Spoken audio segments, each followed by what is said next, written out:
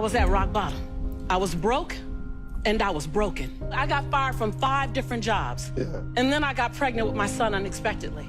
And then at 8 months, my son's father went to prison. And when my son was 8 months old, I went to the ATM to get $20 out the bank because I didn't have any Pampers for him. And in order to get $20 out, you got that $20 in. I had $11.42. And I still can't tell the story without getting emotional because it's my story. For 2 days, I had to wrap my son in a towel. But something happened, Steve, in those 2 days. My son laying on his back at 8 months, I have a towel over him, and I have my hand on his stomach saying, "Don't you worry, Jaylani. Mommy will never be this broke again." And I made a decision. I was bankrupt.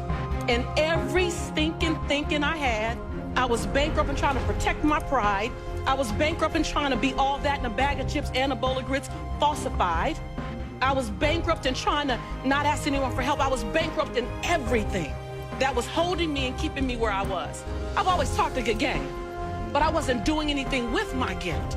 And all that thing about potential, I was tired of having potential. I wanted to have my now.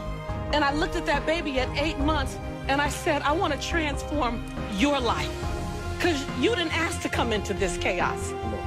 As an African-American male child in South Central Los Angeles, with a single mother whose father's in prison, he had a 66% chance of going to prison himself. Not on my watch.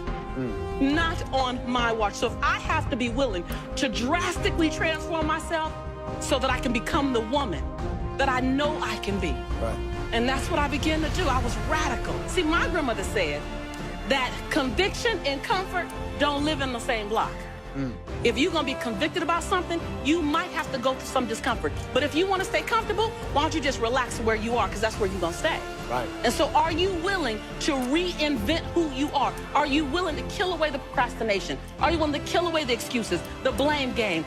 I never let people call me a single mom by my title. I'm Lisa Nichols, who happens to be a single mother. Don't define me by my circumstances. Define me by my intention. At some point, I have to stop asking, can I be great? Can I be brilliant? Can I be okay and still be accepted? I just stopped asking permission and just gave notice unapologetically, not in a braggadocious way, not in a way that shrunk anyone else, in a way that said, I only got one life, and I'm gonna ride this one till the wheels fall off. And that was the beginning of me rescuing myself. I realized that I am my rescue. No one else is my rescue. I am my rescue.